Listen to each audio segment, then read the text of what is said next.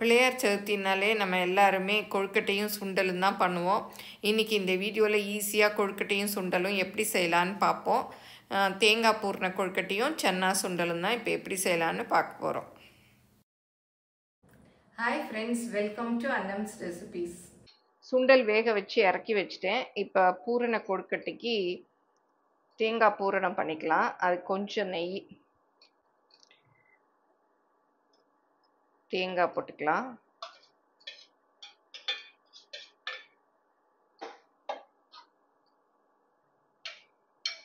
அளந்து போட்டுக்கலாம். நான் இப்போ எனக்கு சும்மா பார்த்தாலே தெரியும், அதனால் போட்டுக்கிறேன். நீங்கள் பிகினர்ஸாக இருந்தால் அளந்து போட்டுக்கோங்க. எவ்வளோ தேங்காய் இருக்கோ அந்த அளவு வெல்லம், அப்போ தான் இனிப்பு கரெக்டாக இருக்கும். இல்லை வெல்லம் அதிகமாக இருக்குன்னா கொஞ்சம் குறைச்சி போட்டுக்கோங்க. எங்களோட ப்ராடக்ட்ஸ் எல்லாம் கமெண்ட்ஸ்க்கு கீழே டிஸ்பிளே ஆகிட்டே இருக்குது. அதில் நீங்கள் என்ன வேணுமோ அந்த ப்ராடக்டை செலக்ட் பண்ணி வாங்கிக்கலாம். எல்லாமே கீழே வந்துகிட்டே இருக்குது. கொஞ்சமாக ஏலக்காய் பொடி சேர்த்து நல்லா மிக்ஸ் பண்ணிவிட்டு இறக்கிடலாம். இப்போ தேங்காய் பூரணம் ரெடி ஆகிடுச்சு. இது ஆறட்டும், ஏன்னா ரொம்ப சூடாக இருக்கும். இப்போ சுண்டல் வெந்துருச்சான்னு பார்க்கலாம். பாருங்கள், சூப்பராக வெந்துருச்சு, நல்லா வெந்துருச்சு. மாவாக 4 விசில் தான் விட்டேன். நல்லா வெந்துருச்சு. இப்போ தேங்காய், கடுகு, உளுத்தம்பருப்பு, வரமிளகாய் எல்லாம் எடுத்து வச்சுருக்கேன். இதை தண்ணியை வடிச்சிட்டு தாளிச்சிக்கலாம்.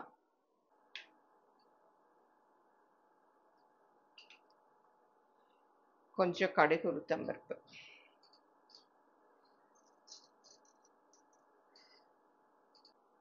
இப்போ கடுகு உளுத்தம்பருப்புலாம் நல்லா பொரிஞ்சிருச்சு. வரமிளகாய் போட்டுட்டு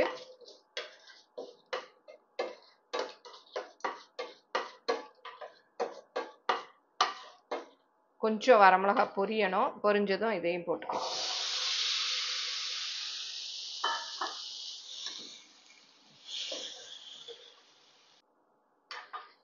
கொஞ்சம் தேங்காய் நல்லா மிக்ஸ் பண்ணி விட்டு இறக்க வேண்டியதுதான்.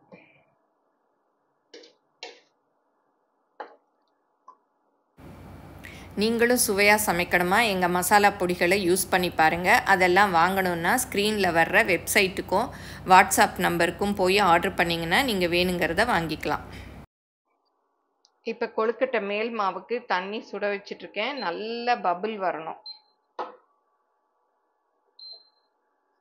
இப்போ இதில் ஒரு சிட்டிகை உப்பு போட்டுக்கலாம்.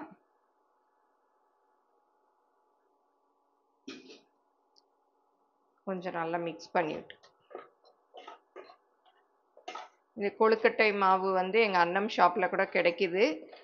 கொழுக்கட்டை மாவு இல்லாதவங்க இடியாப்ப மாவு இருக்கும் இல்லையா, அதில் கூட பண்ணிக்கலாம். இந்த கொழுக்கட்டை மாவு வச்சு எந்த கொழுக்கட்டை வேணாலும் செய்யலாம். நம்ம காய்கறிலாம், கேரட் அதெல்லாம் துருவி போட்டு கூட இதில் வேக வச்சு பண்ணலாம். கொஞ்சம் நல்லெண்ணெய் ஊற்றிக்கலாம், 1 ஸ்பூன் அளவு. கொஞ்சம் சாஃப்டாக இருக்கும்.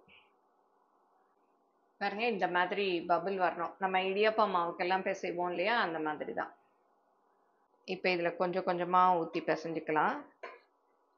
ஏதாவது மரக்கரண்டி வச்சுக்கோங்க, ஏன்னா தண்ணி நல்லா கொதிக்குது இல்லையா. பார்த்து ஊற்றிக்கலாம், மொத்தமாக ஊற்றிடாதீங்க. பிள்ளையார் சதுர்த்திக்கு நிறைய பேர் மோதகம் பண்ணுவாங்க. மோதகம் கூட எப்படி பண்ணுறது அப்படிங்கிற வீடியோ கூட போட்டிருக்கேன். இது கொஞ்சம் ஆறினதும் கையில் நல்லா பிசைஞ்சிக்கலாம். இப்போ கொஞ்சம் ஆறிடுச்சு. இது எல்லாத்தையும் அப்படி நல்லா இழுத்து பிசைஞ்சிக்கலாம். பாருங்க, நல்லா பிசை வருது.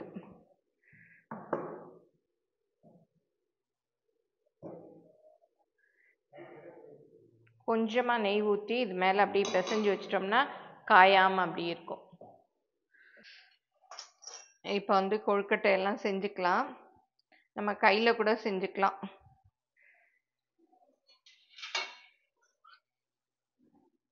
இந்த மாதிரி இல்லை, இந்த மாதிரி அச்சு இருந்தாலும் அதுலேயும் செஞ்சுக்கலாம். இதில் அப்படியே நெய் தடவிடணும். இது 3லையும் இதை மூடிட்டு உள்ளே கொஞ்சமாக வச்சுக்கலாம்.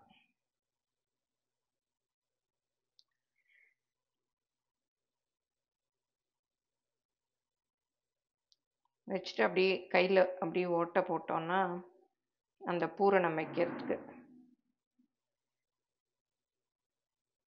கொஞ்சமாக பூரணம் எடுத்து இதை இதுக்குள்ளே வச்சுக்கணும்.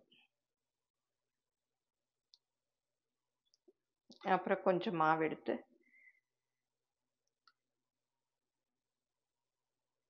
அப்படியே நல்லா மூடிடணும்.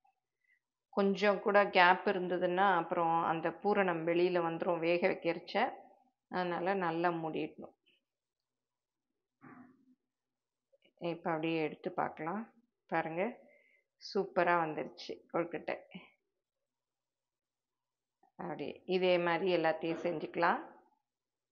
பாருங்கள், அப்படியே நல்லா சாஃப்டாக வருது.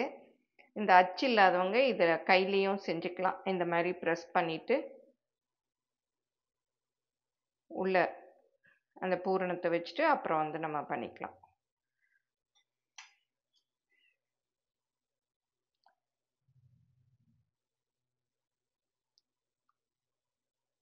அப்படி மேலே எடுத்துக்கணும்.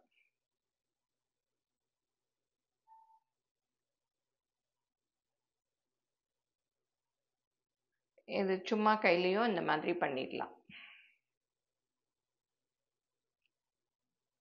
இந்த மாதிரி ஒரு 11 பண்ணிடலாம். நல்லா ரவுண்ட் ஷேப் பண்ணிவிட்டு இதை அப்படியே கையில் இந்த மாதிரி பண்ணிக்கணும். அது கொஞ்சம் டைம் எடுக்கும். இதுனா வேகமாக பண்ணிடலாம்.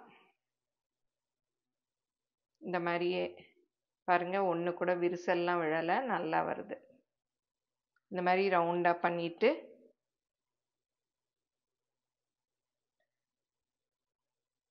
இது நடுவில் கொஞ்சம் பூரணம்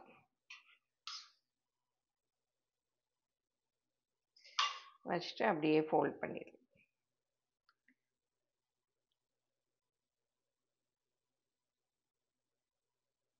பாருங்கள், இந்த மாதிரியும் நம்ம வேகமாக பண்ணிடலாம். நம்ம இஷ்டம், எப்படி வேணாலும் ஷேப் பண்ணிக்கலாம். மாவை நல்லா வெந்நீர் ஊற்றி பிசைஞ்சிட்டோன்னா கொஞ்சம் கூட விரிசலே வராது, நல்லா இருக்கும். இப்போ கொழுக்கட்டை எல்லாம் வந்து பூரணம் வச்சு ரெடி பண்ணியாச்சு. இப்போ வேக வச்சுக்கலாம். இதில் வந்து அப்படி கொழுக்கட்டை ஒட்டாமல் இருக்கிறதுக்காக நெய் தடவி வச்சுருக்கேன். இப்போ வந்து இதை ஓப்பன் பண்ணலாம். பாருங்கள், நல்ல ஸ்டீம் வந்துருச்சு. இப்போ கொழுக்கட்டையெல்லாம் வேக வச்சிடலாம். ஒரு 10 நிமிஷம் வெந்தால் போதும். கொஞ்சம் குறைச்சிக்கங்க, ஸ்டீம் வருது.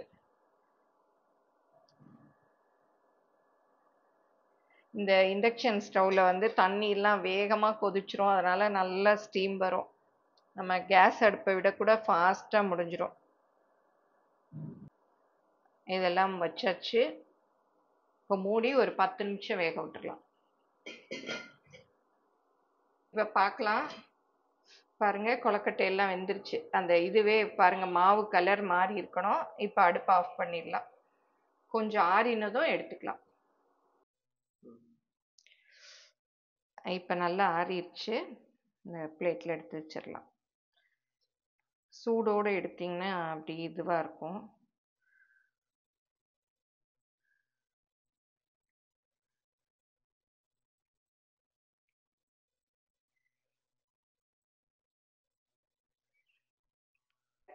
இப்போ இந்த ஷேப்பில் பண்ணோம் இல்லையா, இதையும் ஒரு பிளேட்டில் எடுத்து வச்சிடலாம்.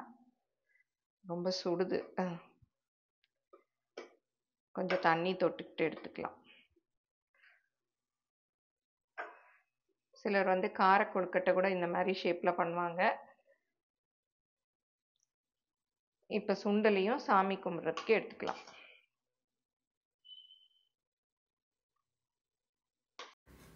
இன்னும் விநாயகர் சதுர்த்திக்கு இந்த சுண்டலோடு இல்லாமல் காரக்கொழுக்கட்டை, மோதகம், அந்த மாதிரி நிறைய பேர் நிறைய ஐட்டம்ஸ் செய்வாங்க. அதில் எது எதெல்லாம் உங்களால் செய்ய முடியுமோ அதெல்லாம் செய்யலாம். அப்புறம் வேறு என்னென்ன பிரசாதம், பழங்கள், ஸ்வீட்டு அதெல்லாம் கூட வச்சு சாமி கும்பிடலாம். இந்த வீடியோ உங்கள் எல்லாருக்கும் பிடிச்சிருக்கும்னு நினைக்கிறேன். பிடிச்சிருந்தால் லைக் பண்ணுங்கள். எங்கள் சேனலை மறக்காமல் சப்ஸ்கிரைப் பண்ணுங்கள். ஃபேஸ்புக், இன்ஸ்டாகிராமில் அன்னம்ஸ் ரெசிபீஸை ஃபாலோ பண்ணுங்கள். தேங்க்யூ.